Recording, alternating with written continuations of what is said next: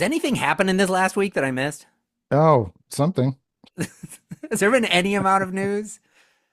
We had It, an interview last week, and I think it was for the best because at least one of our heads here would have exploded had we gone through the election and then done the podcast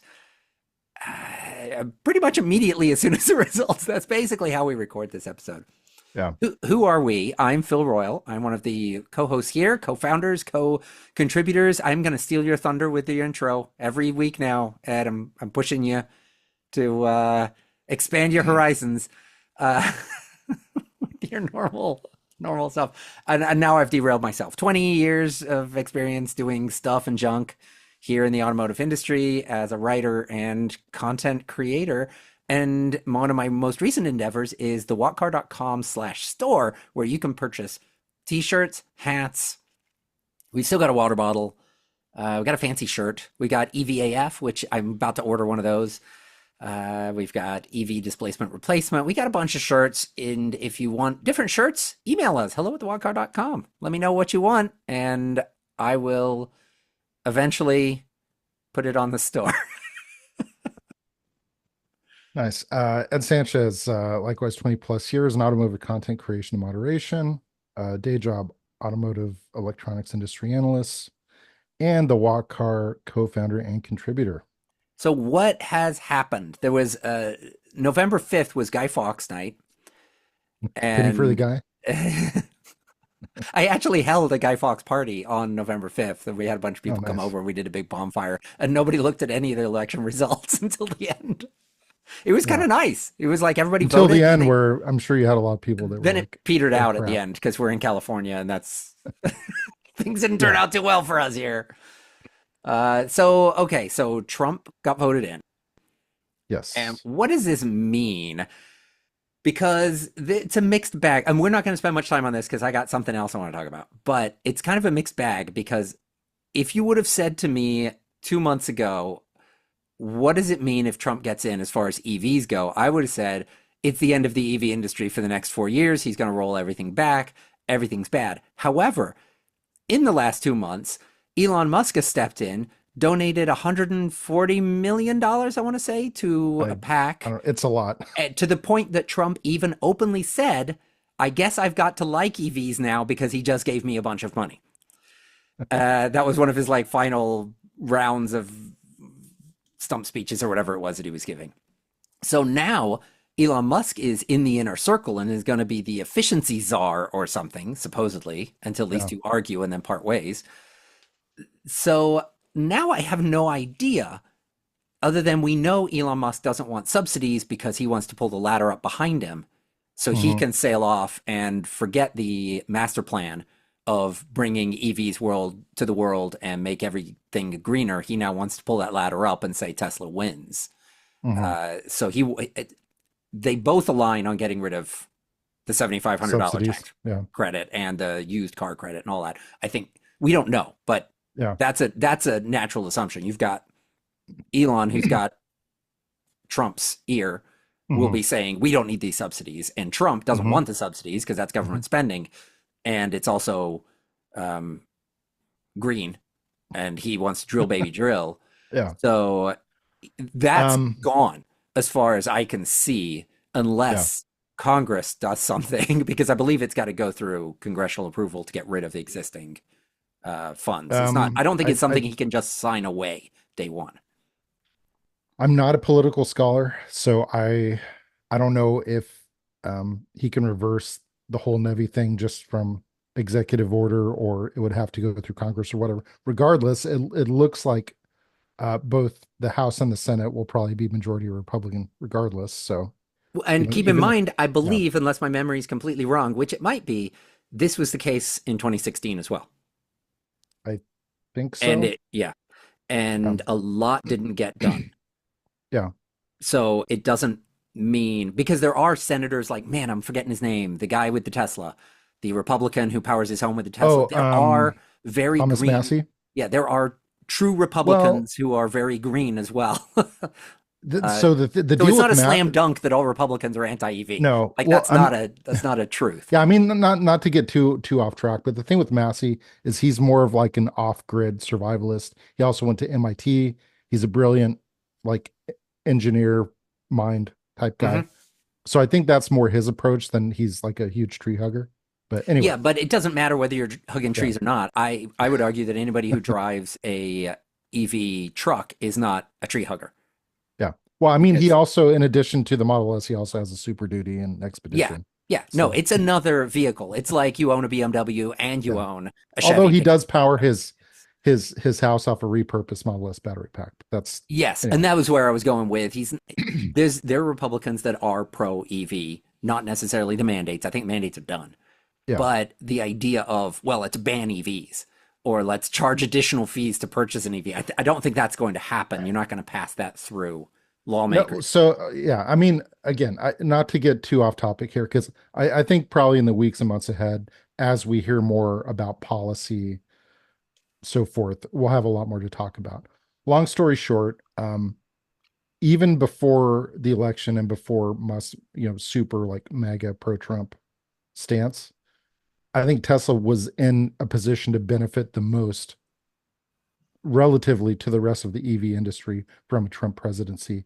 In that, kind of like you said, they basically had a 10-year head start uh, from everyone else, both in technology development, kind of their cost curve, certainly from the supercharger network. So even though short term it might hurt them to not get NEVI funds if for whatever reason they evaporate, they're still in a good enough position where, yeah, it might hurt them for a couple quarters, but it would hurt them a lot less than a lot of other automakers. So now, if you remember back, I can't remember exactly which episode, but it was the second time that we had It's Electric on with Tia and Nathan. Yep. She pointed out a really interesting fact that some of the biggest recipients of NEVI funds were red states, whether manufacturing, um, charging networks, whatever. So even though on the surface it would seem, Trump comes in, drill baby drill, blah blah blah, we're going to roll back all the EV mandate stuff. Um, I think the reality is a little more complicated than that. So you may find a scenario where a lot of the red state representatives, Republicans or otherwise, will say, "Hey, wait a minute, you know, we have this in my district. This is going to create a lot of jobs. Let's not be too hasty here." And So a lot of yeah, the Republican, when you get into unions, so a hmm lot of the Republicans are like, uh, they're anti-union. And when you look at the drill baby drill companies that hmm get advantage of that, all the ICE and legacy manufacturers, hmm a lot of them are union. hmm Whereas you've got the EVs, which they're like anti-EV stuff. The Republicans are less pro EV, but the EVs are the anti-union. yeah. So you've So got I this mean, mixed match of the two. And so it's not a slam dunk in any direction that you look at, no matter what. It's complicated.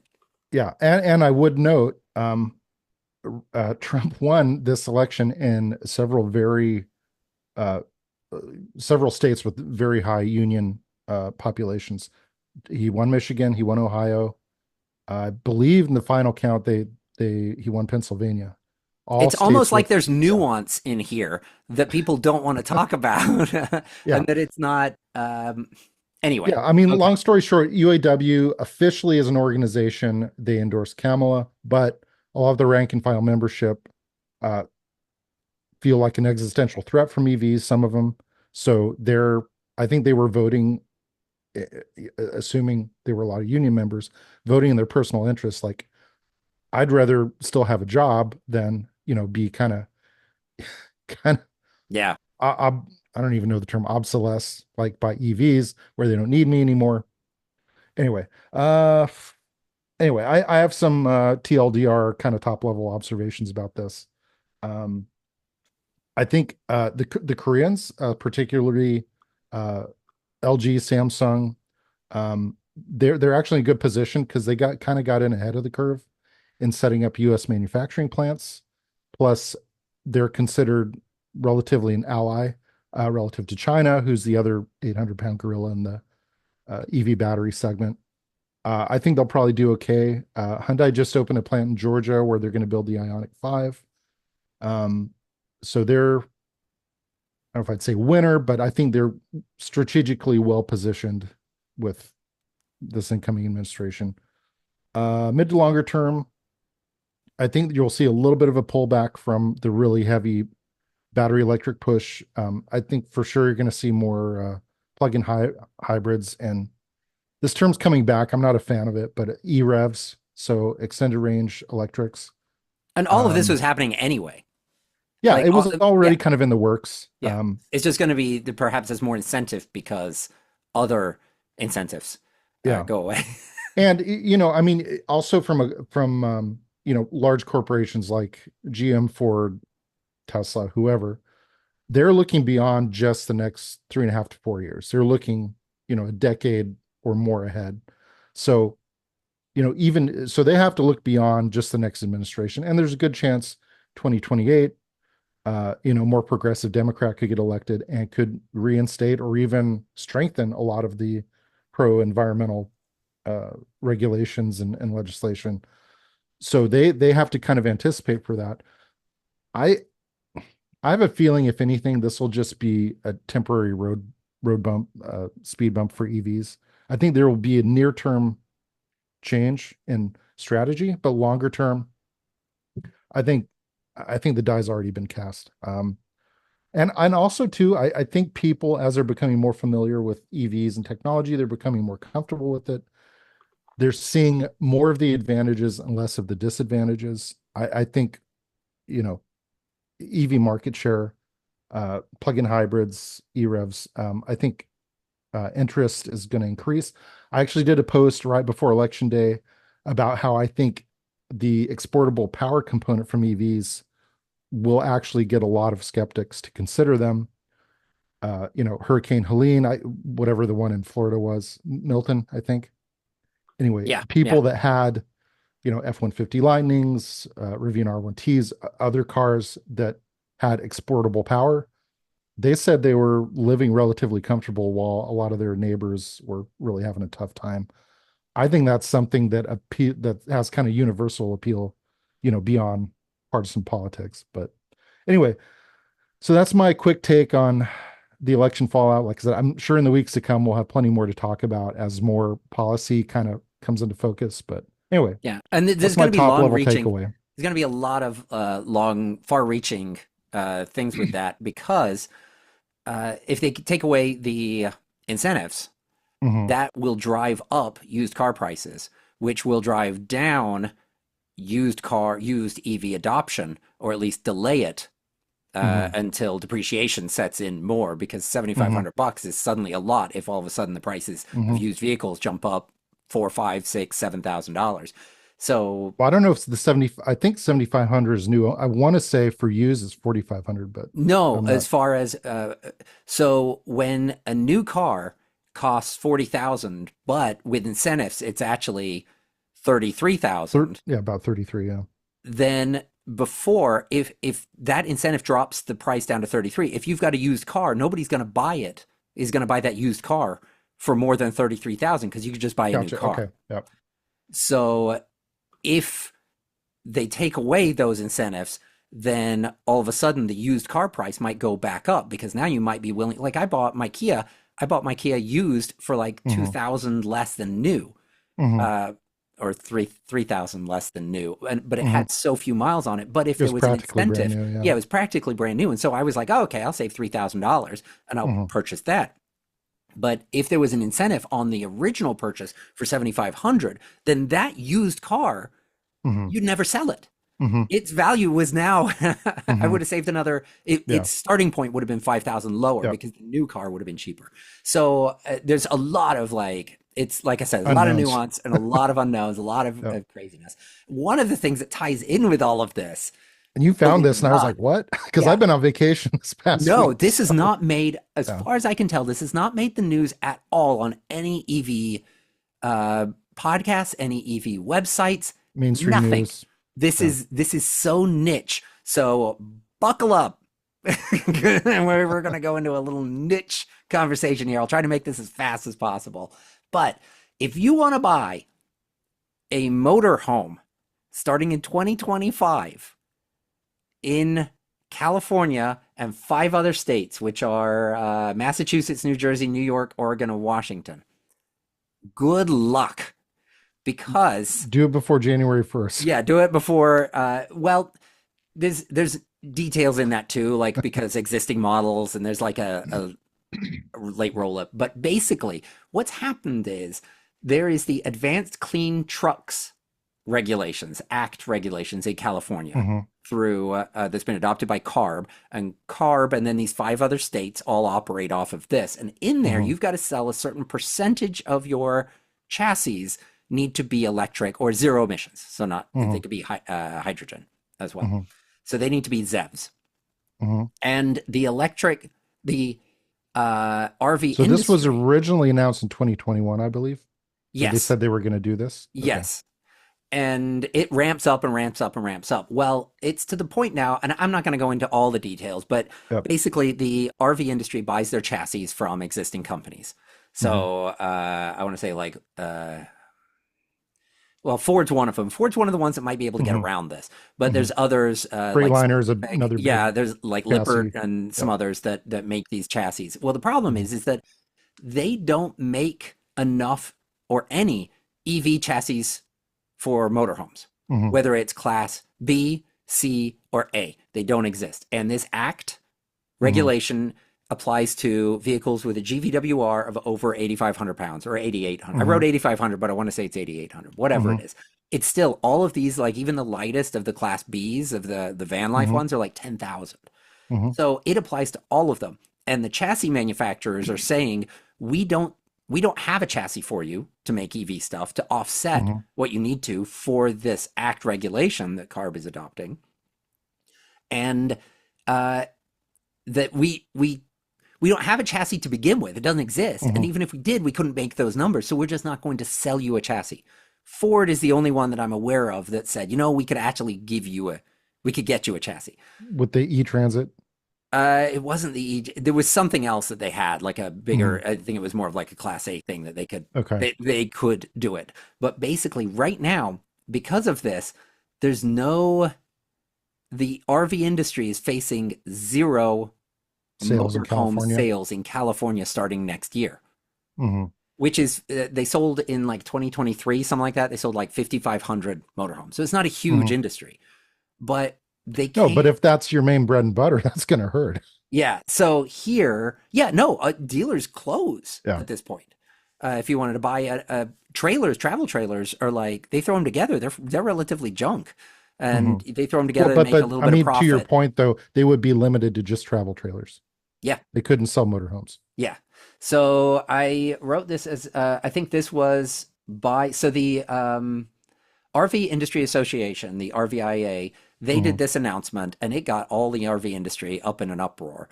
And Hmm. I looked around and I was like, man, there's got to be another side to this. Hmm. And I can't find it. I can't find the other side. I don't think there is another side. They Hmm. thought, the RV industry thought that there would be a carve out for Hmm. them, and it didn't happen. Hmm. So they've gone back to CARB and said, hey, uh, You realize what you're doing. we are, Yeah. yeah. So it says, so they said in their announcement, while the Act regulation does not impose an outright ban on motorhomes, it has a primary component is, it has as its primary component a sales requirement that applies to manufacturers that certify incomplete chassis or complete chassis greater than 8,500, da da da da da da. Are required to sell ZEVs as a percentage of their annual. Okay, this is all what I went through. There was what was the other quote? Um, But the offsets. I can't. Yeah, they could purchase offsets. They could go that route if they Hmm. so desired, but that doesn't necessarily work if the chassis manufacturer won't sell them the chassis Well, if to they begin don't with, exist, yeah. and it would also drive up the price. So Hmm. the CARB is going to say to them, well, you can do these offsets because there is a way around all of this, and that's through these offsets. But the Hmm. offsets then cost money that drive up the pricing. Hmm. So this kind of affects everybody. in the RV industry. And I'm looking through my notes. There was more to it. Uh, but that's the basic gist of it Yeah. is Daimler, Ford, GM, Mercedes, Navistar, Stellantis are the manufacturers of the Hmm. chassis that they use. Hmm. And of them, only Ford has said, we probably can get you something from my Hmm. research. Hmm. Maybe that's changed in the last couple of days. But it seems like this is it's kind of a huge deal, and it's exclusive to those, and it's not just exclusive to those six states. Hmm. Taking effect in 2026, you've got Vermont comes in Hmm. because they followed the CARB regulations just a little They delayed, I adopted guess. CARB. And then Yeah. 2027 is Colorado, Maryland, New York, or New New Mexico, Mexico. not New Yeah. York, and Rhode Island. So this in the next 2 to 3 years affects a ton of states. Hmm. Now, CARB does not view RVs as a niche industry. They Hmm. put them in with everybody else. The Hmm. interesting part is the EPA does. The Hmm. EPA says motorhomes are separate, that they do not fit in with existing EPA requirements, Hmm. that the EPA can or the manufacturers can sell whatever they need to sell under these different requirements, whatever those are. I Hmm. don't know, Hmm. but the EPA has carved out the motorhome business and said this is separate. CARB has not. Hmm. So the downside, so you could flip around and go, oh, well, we just had this election. Trump will get in and he can fix this. Well, he has no say over CARB regulation. CARB predates EPA, and CARB Hmm. has its own carve out and Hmm. it can do whatever it wants. So these other states that follow CARB regulations, they follow CARB regulations Hmm. because their choice is EPA or Or CARB. CARB. Yeah. They cannot make their own because of the way the rules were made and CARB predating. There is no other Hmm. emissions agency, so you have that two Hmm. choices. And those other 5, 7, 8 states, whatever they are, have chosen Hmm. CARB. Whether or Hmm. not they can backpedal, I don't know. Whether or not they Hmm. would want to backpedal, I don't know. But there's a whole complexity Yeah. here going on that could turn into, oh, you want to buy, so you say, okay, I'll go to Arizona and I'll buy an Or EV. Nevada Or yeah, and I will wherever. buy Yeah. a gas powered, this is gas and diesel. Hmm. And I'll buy a gas powered or diesel powered motorhome. Yeah. You cannot register it in California with fewer than 7,500 miles on it. It is considered new if it has fewer Yeah. than So the only 7,500 miles. carve out is slightly used, Yes, basically. 7,500, more than 7,500 miles is the exemption that you could get. So you would need to purchase a used motorhome or go on a crazy epic road trip, purchase the thing in Maine, and then drive around the country to put 7,500 miles on it to get here. Yeah. I am I'm not anti EV regulations, Hmm. but man, this seems like they got something wrong for destroying an industry too soon. Like This this is is California's yeah. 2035 for EV Mhm. regulations for passenger vehicles, and here Why don't they make it they've that for eliminated the yeah. RV motorhome industry in the state starting next year if CARB doesn't carve this out. I I would like to think that this was not anything malicious, but just kind of benign negligence or naivete about this. That the bureaucrats writing these rules, that it's just not something that crossed their mind about either the feasibility or this how these regulations would specifically um, impact the RV industry. They've apparently been approached multiple times by the And RVIA, and and the carbs told them to pound sand or uh, deal with it. they were under the impression, from what I understand, they Yeah. were under the impression they were going to get a carve out.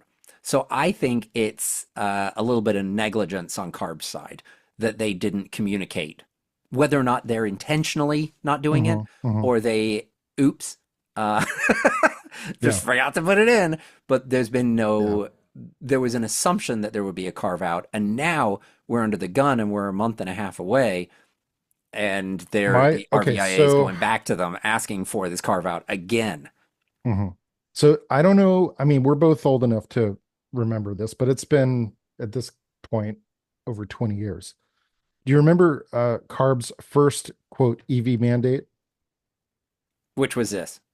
This was the what resulted in the EV1 Oh and yeah, yeah, okay. Honda and like the Electric Ranger and all these weird little Yeah. science All the experiments. anomalies that nobody knows Yeah. existed from the late 90s and Yeah. early 2000s. Yeah. So this is CARB tried this in the late 90s.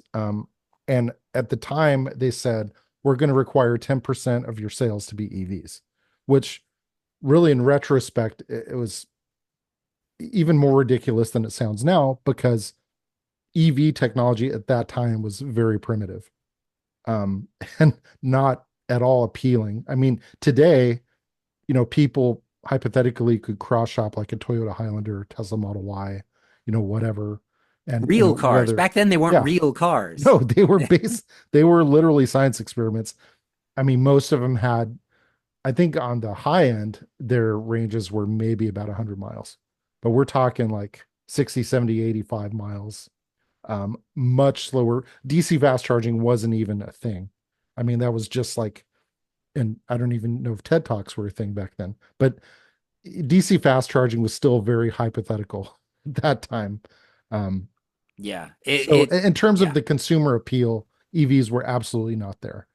And so the OEM reaction or the basically the OEM response to this was either, GM put in over $1 billion, made the EV1, ultimately became like a kind of the poster child for big oil, kind of inadvertently. I think it was more of a PR kind of case study of what not to do, like repossessed all the EV1s and, who killed the electric car, all that. But at least GM made a good faith effort, said, okay, here it is. This is what we have. There were a lot of other kind of weird little one-off kind of literally compliance cars to comply with this regulation that they had something on the market. Other OEMs basically said, screw this, we're not going to comply, you know, slap us on the wrist, fine us, Yeah. however many They'll just, million. yeah, they'll just buy the green credits and do Yeah. what they can. So um ultimately CARB kind of backtracked on that and kind of rewrote the rules to be a little more reasonable.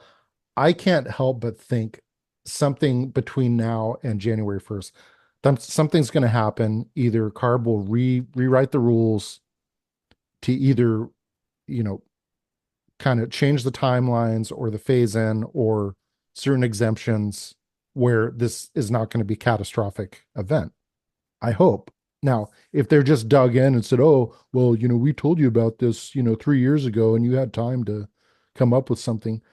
I'm sorry, 3 years in the greater scheme of things is not a lot of time to come up with something from scratch. And So, the RV industry is completely reliant on other manufacturers. yeah. So they can't just come up with a chassis and an engine and like Yeah. that would take more than 3 to 5 years. And Yeah. beyond all that, if even if they could, if you go on a road trip, Hmm. where do you charge? You've got a Hmm. class A RV and you just That pull up is effectively requires pull through charging, which it it's still in its infancy. and can So, you imagine trying to charge a full, like it would be like the Tesla Semi, something like mhm. 800 kilowatt hour battery. Can you imagine you pull up to an Electrify America spot, you take up all of the spaces, you park in the middle of the alleyway, For five because hours. yeah, for 5 hours at like a grocery store Yeah. or a Walmart or something. Yeah. It doesn't, logistically, the infrastructure's not there. There's a Yeah. couple drive through, like if you're driving to Vegas from LA, there's one or two, like Electrify America's got some pull throughs. They're doing pull throughs, I think, in Northern California. They're handfuls Hmm. and not, Dozens. yeah, we've got tens of them. So it needs to change. Yeah. I just don't know. So there is one potential beneficiary from this. I don't know if you remember, but Thor showed that Mhm.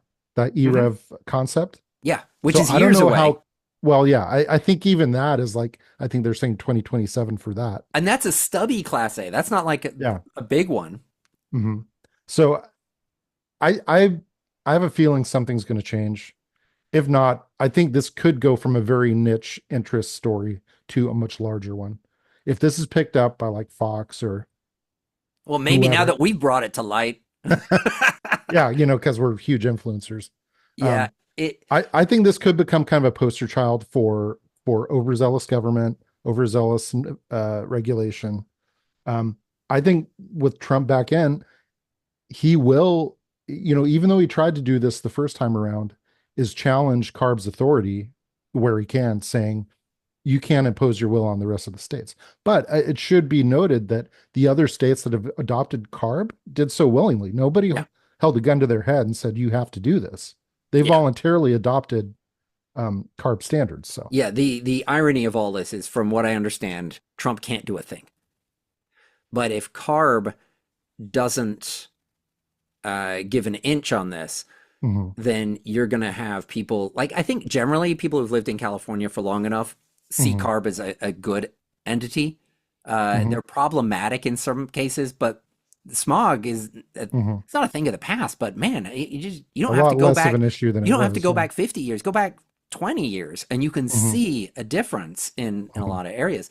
But at the same time, CARB's been very aggressive recently, going after, like, I just was reading a press release earlier about Cobb Tuning being hit mhm. with, I think, a $3 million fine for their tuners that Yeah. And for a small business, bypass, that's a lot. yeah, that bypass emissions, and CARB's not they're not Relenting. stepping down Yeah. on that. And I've had conversations with attorneys regarding another case for exhaust for another company that Mhm, I'm not sure I should talk about. But there it was the attorneys that are fighting CARB about exhausts that were sold for mhm, mhm. um, aftermarket off-road use only, Like with and CARB going after them. cat It was, eliminators or yeah, yeah, downpipes yeah, or yeah. whatever. Yeah. And it was all for off-road vehicle and race vehicle applications, but CARB was going Mhm, after them and not accepting that this is for race applications. And this mhm, company that makes exhaust was now facing millions of dollars in fines and getting mhm, uh, a number of their products pulled.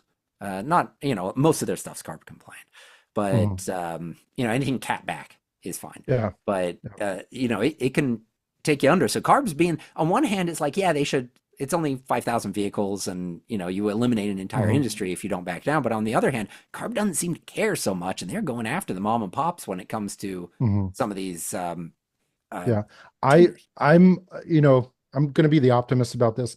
I'm thinking there's going to be some sort of resolution to this, but maybe not. I mean, but this could become a much bigger story than it is now, potentially. So what became a bigger story than it actually was, and I'm on a timeline today. Talking fast in case nobody can tell. So Jerry Rig Everything, who I totally forgot his name, but it's like Charles, Steve. Steve, Bill. It's not Jerry. So he has a Cybertruck, and he put out a video, and I'm watching the video, and then he gets to where he would insert his sponsor. Like, here, we might insert a sponsor here, but we don't have one. He has one.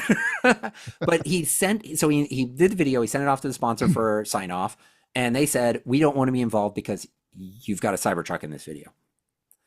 And they don't want to be tied in with Elon Musk. Mhm, And the bro image of the Cybertruck and everything that Elon Musk has done recently. And they're like, mhm, we still want to sponsor you, still want to be involved, still want to advertise, but if you got a Cybertruck, we're out. We'll have a link to the video in the show notes. mhm, So he then goes off and talks about how his day job is he owns mhm, a wheelchair parts business, mhm. and he uses the Cybertruck, or so he uses a mobile. He has a Um, wrap on it. he has a I'm wrap on so it. It's a sure. Yeah. mobile billboard, Mhm, and he's had, it sounds like, instances where he's even questioned, is this political at this point? This mhm, vehicle, mhm, is this been politicized? Is this good for my business? It's mhm, one thing if you are whistling diesel mhm. and your business is just being controversial, but this guy's not. His job is not to be controversial. Yeah. So, and especially selling wheelchair parts, like, Mhm, you don't want to put people off. yeah. You lose business. He also uses it to tow all of his parts, Mhm, a lot of towing, and he's taking it out of service from his fleet for towing mhm. because of, speaking of whistling diesel, he's the one who realized that the trailer hitch is a steel hitch bolted to thin aluminum that just snaps off. Yeah. And so on Jerry Rig Everything, the guy's like, what uh we don't know what the uh when it's going to break. We don't know the Mhm, limitations here. So mhm, he's stopped using it as a towing vehicle. So Hmm. now he's got something that is controversial, Hmm. both from its And CEO useless. and useless for his application. So he's Yeah. thinking, he ended the video saying, thinking of getting a Silverado EV, Yeah. and then I can use it for truck stuff. And it's Mhm. not, And he could that, wrap that too if he wanted. yeah. And it still kind of gets attention. I don't know. I mean, my kids Hmm. don't notice. Two or three people in my neighborhood have bought Hummer EVs, the truck Hmm. and the Hmm. SUVs, in recent months. And my kids don't even recognize them as electric or neat. They don't even give them a Hmm. second glance. But a Cybertruck, they're like, "Oh, look, Cybertruck, Yeah. Cybertruck," and Yeah. they don't necessarily like it or dislike it or whatever. But Hmm. it's different, and it's Eye kind of catching. bucking the system, and they get that. So to go to, I I'm gonna have to find a different review or a different article. I thought I'd link to, made myself Hmm. a cheat sheet, but one of the Tesla engineers had responded to this trailer hitch Hmm. whole thing because in the instructions And for basically the said you're Cybertruck, using it wrong, or yeah, well, so in the instructions for, and this is now going to go off memory because I had a cheat yeah. sheet, but my cheat sheet's wrong. That the this engineer said, oh, back up.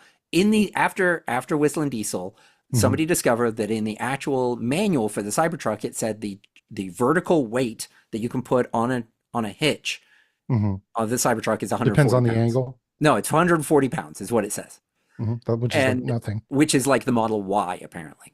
So people were like, "Wait a minute, this has got to be an error," and I was in that camp. This has just got to be a cut and paste. They missed it, but Tesla didn't respond to any of these things. Hmm.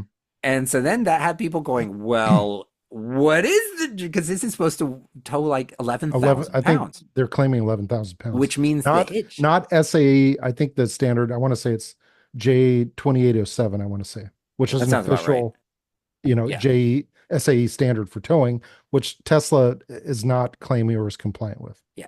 Anyway. So Tesla has largely ignored this. Then one of Hmm. their engineers recently tweeted Hmm. that here's what it actually is. It's complicated, is what they Hmm. said. They said so. They drew this diagram, and it was like you go across and up, and depending on how high up the the The weight tongue. sits Yeah. and how far out the okay. So I've just found his tweet. It was Wes, whoever that is, West and Morel. Yeah. he said, so he did a little chart, and it said the load that the hitch receiver can support varies based on the configuration of the accessory carrier. The maximum tongue weight, the downward force on the trailer hitch of a Cybertruck is 1,100 pounds. The Hmm. maximum weight, which lines up because you've got 10%, but it's of your pulling capacity, Hmm. which would be 11,000 pounds. The maximum weight decreases when the center of gravity, the effective center point of the load of the accessory carrier, is further from the trailer hitch. Refer to the table below for common examples. For bicycle carrier, then he does horizontal distance, vertical distance, maximum load 220 pounds. Motorcycle carrier gives the dimensions 375 pounds. Trailer ball gives the dimensions 1,100 pounds. Nowhere in this does he say how they came up with 140 pounds. Hmm. So it drove me nuts. I hate it when people don't, Hmm. they say, oh, you catch them red handed. You're Hmm. wrong. And they don't say, oops. They instead come up with this convoluted excuse that is a complete lie Hmm. Hmm. because it says trailer ball and they give, okay, well, your hitch is 7.3 inches and your vertical Hmm. distance 1.2. When I tow my trailer, I've got a variable hitch ball Hmm. and it can be low, it can be high. And yeah, I get that that is going to affect things, but you are testing this and saying Ford says this is rated at, uh, Hmm.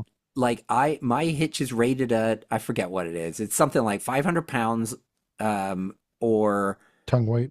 tongue weight Hmm. or 1,300, whatever the number is with Hmm. weight distributing. And that's how you tow with big trailers. You tow with Hmm. weight distributing, and that's it. So it's a multiple rating thing because you're pushing the weight, yada yada yada. Nobody gives this. Well, if you're doing a bicycle carrier, then it's only 220 pounds, uh, and it Anyway, also long doesn't story stop. short. It also doesn't stop the fact that this is bolted to aluminum, and there have been Yeah. four, unless I'm completely mistaken. But if I'm mistaken, it's three. Hmm. But I'm pretty sure there's four real world failures of Mhm. Cybertruck hitches. And not just whistling diesel. Not just Whistling Diesel, which admittedly he drove the thing off of a concrete barrier and slammed down, and stuff's gonna break. Yeah. But there were four, and if I'm wrong, it's three Yeah. Yeah. real world examples of hitches failing on a Cybertruck while towing a rating. Mm. So Well, we'll is the see. It could result in Cybertruck, a recall. It yeah, could. is Who this going to be knows? Yeah. recall? Is this going to be a redesign? I think they just need to redesign Probably. it. Yeah. You've got your aluminum frames or whatever it is. So you just put an extra piece of steel in there and spread the load out somewhere else. It's Yeah. fixable, but I hate that they are not taking ownership of this. Well, yeah, and not being clear. They're saying, "Well, this angle and this blah Yeah, blah blah blah blah." and It's like, no, it should nowhere in be. it did he justify Yeah. the number that's in the manual to begin with. No, I mean, I know, Musk and Tesla famously kind of flaunt, EPA, you know, uh, DOT regulations are kind of like, whatever. I think Tesla should say, whether to redesign or whatever, said this is SA J2807 compliant. It can do this, can do this, it can do this. Just very plain, clear. But no, they want to play, Twitter games and whatever. I personally, yes, I am a Model 3 owner. I have no interest in Cybertruck. Yeah, I have a lot I could say about that. But since we're short on time, let's get to the last couple of items we have here. So Lucid Yes. has now got a police car, but they don't. This is similar to Canoe when they all of a sudden had a military vehicle, but they didn't. Uh, it's being tested, I guess. Yeah. They've submitted it for California Highway Patrol. So if you're not familiar with this, and again, talking about niche, this is kind of a niche thing. So there are two agencies nationally that are kind of regarded as kind of setting the standard for law enforcement vehicles. So there's the California Highway Patrol and the Michigan State Police. So they're kind of, I don't know if I'd say gold standard, but basically they have the most rigorous testing regimens.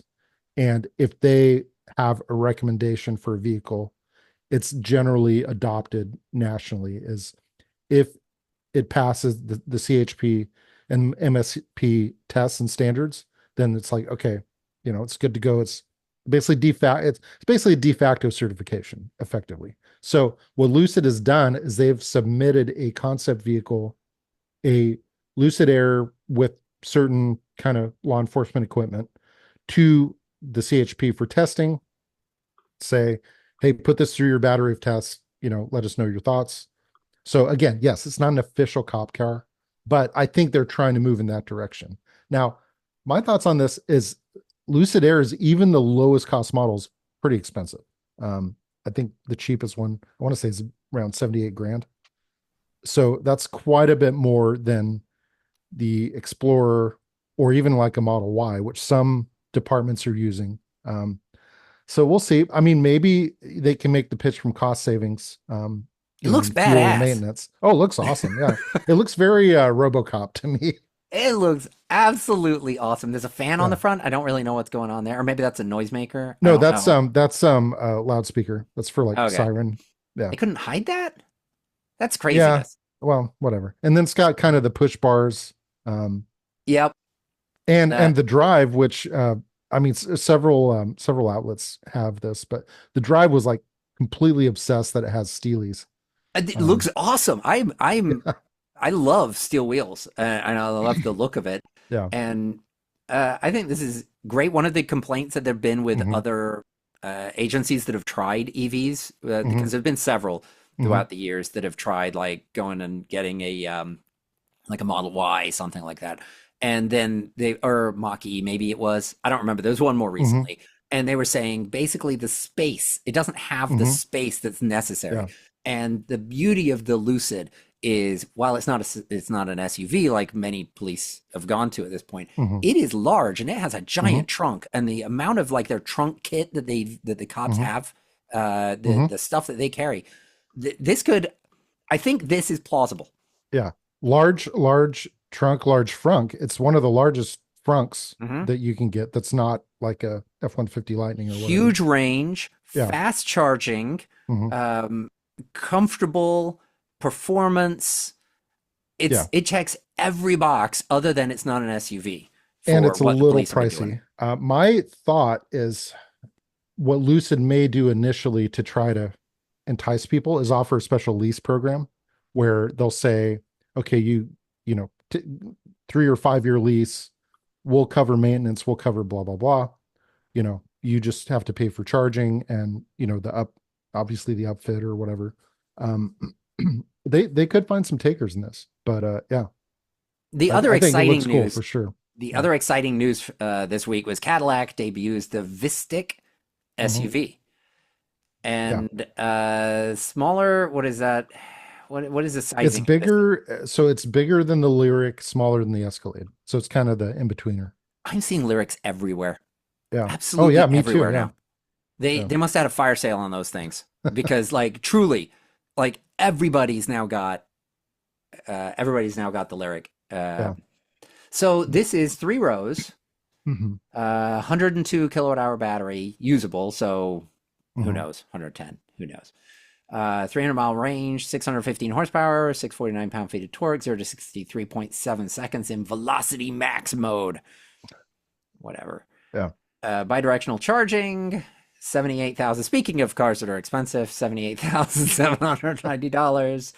But But I will say this. I know, when it's just, funny money, it's like it's easy to say this, but considering its specs, I don't think that price is crazy. no, people Considering the spend performance, yeah. tons of money on these big Hmm. SUVs, the 3 row. Because to me, I see 3 row and it's like, all right, you got my attention. Yeah. Uh, But uh, typically, I mean, even with the ICE models, I think probably the cheapest, large 3 row is probably 60 plus easily. so Yeah. my Yukon Denali XL, whatever order those Yeah. words go Brand in, new 20 years ago. 20 years ago when it was new was I believe 50,000 was a sticker. That was all Hmm. in, fully loaded, no options. This thing's got all the bells and whistles. That Hmm. same model a few years ago, I believe It's was like 85. 80 something thousand. Yeah. Yeah. So this is not out of like and this version, the thing with EVs is you rarely buy one. I mean, Hmm. maybe on like the Ionic 5 or something like that, but you rarely buy them like this, where it's coming with no bells and whistles. You don't get Hmm. this, and it's got a cassette deck and cloth No. seats. You're at least getting like leatherette, and you're getting the touch screen. It's Yeah. already coming fully equipped beyond what Hmm. a comparable ICE vehicle would have been just Hmm. a handful of years. Hmm. It's already going to have all the ADAS. It's already going to have everything. This Hmm. I'm sure is going to be. Did I miss it? I'm sure it's going to be like 800-volt fast charging. Um, Well, it's don't call Ultium, it if that's Ultium. even Yeah, still a don't call it thing, or Ultium. yeah, Uh, don't call it Ultium. it's got the don't call it Ultium technology Yeah. behind it. So Yeah. I I didn't think this catch is a when win. this is going on sale. But I want to But it's an say, absolute win. This is what is yeah, necessary to take this to the next level. You want to yeah, win in suburbia. This is it. My yeah. Yukon, we take it on long road trips and stuff, but the Hmm. vast majority of driving that my Yukon does is Hmm. local. If I had a 50-mile range, it Hmm. would be like that would be all I'd need out of Yeah. my 3 road. Now, And I granted, I think said we go on I long think most things, but this critically, is it. This is good. this addresses probably the number one, I don't know if I'd say complaint, but kind of question from people coming in to look at the Lyric, like, oh, do you have a 3 row version of this? They're Yeah. like, oh, well, no, but one's coming, and here it is. Anybody So, that's got multiple kids knows 3 rows the action. mhm. It's the way you've got to go. If you've got 2 kids, you could get away with a 2 row, but if you've got Mhm. 3 kids or Yeah. more, this is a necessity. Mhm. Or if you've got friends or a larger family, or you got Mhm. in-laws or whatever it is, this isn't a, our what is it? 1, 2, 3, 4, 5, 6, 7 seater Mhm. has been amazing, Mhm. and I don't want to go back to anything less than that for a long Yeah. time. So, I So, mean, the other thing too is this is probably going to spawn a Chevy, GMC, mhm. Buick. Who know? I mean, the future Buick is a whole other conversation, but I'm sure there are going to be other variants of this and the other GM brands. Yeah, Um, this starts so it. This yeah. is where everybody said you Tesla did it. Hmm. Lucid did it. Rivian's doing it. Like you Hmm. start with the expensive brand and then it trickles down, and then you can Yep. suddenly make the affordable one. This is how you get to a $50,000 Suburban. Yep. And to think that this is only 78,000 only, Yeah. and I that's mean, the expensive for the model is specs and, impressive. their top, Cadillac, the top line brand. Yeah, not And bad. if they because isn't the threshold 80,000 The credit, for the credit, something well, like that, which may be going away which may be anyway, going away. but But if the credit stayed around, then that suddenly makes yeah. this a 70,000, Yeah. which is Could be a it's pretty enticing proposition. yeah, So we're I would say we are at price parity with pretty all these much. modern vehicles. I think we're right there. Now you take away the incentives, we're not quite Hmm. there, but you're really close. Hmm. And then you got to start logging in, as the argument used to be, well, the cost of ownership and yada yada yada. Hmm. Which the cost of ownership is kind of a little bit bunk, because one of my neighbors just he got himself a Model 3 Hmm. and decided, I need to get uh, solar because his electricity bill went through the roof. And So then he he's spent like, well, another 30 grand. if I'm getting solar, I got to redo the roof.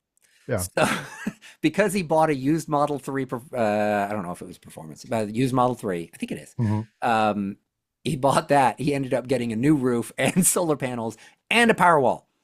Oh, So that was the yeah. world's most expensive used Model 3 there is. But he's loving it all. Yeah. So it's great. I Yeah. have to go. I got to run. I got other things to do. I got other commitments in life. Don't know if you do. You just sit around and Yes. record this podcast. That's the only thing Yeah. you I do. just live a You're not life of leisure in the Monterey Peninsula and drive my independently Tesla and wealthy. yeah. Everything we talk about, there's going to be links in the show notes. Show notes can be found on the website, thewhatcar.com. They can also be found in the podcast. You can find us on YouTube at youtube.com slash At the walk at car. the what car. I'm trying something different there. So if the podcast suddenly disappears off of YouTube Music this week, well, you can blame me. It's because of me, but I'll fix it. We're getting double posts, and I hate it's doing double notifications, double posts with the podcast and the video version. And I don't want that. So I'm trying to work my way around all of that. Anyway, if you want to support me while I'm doing all of that, then head to thewhatcar.com/store.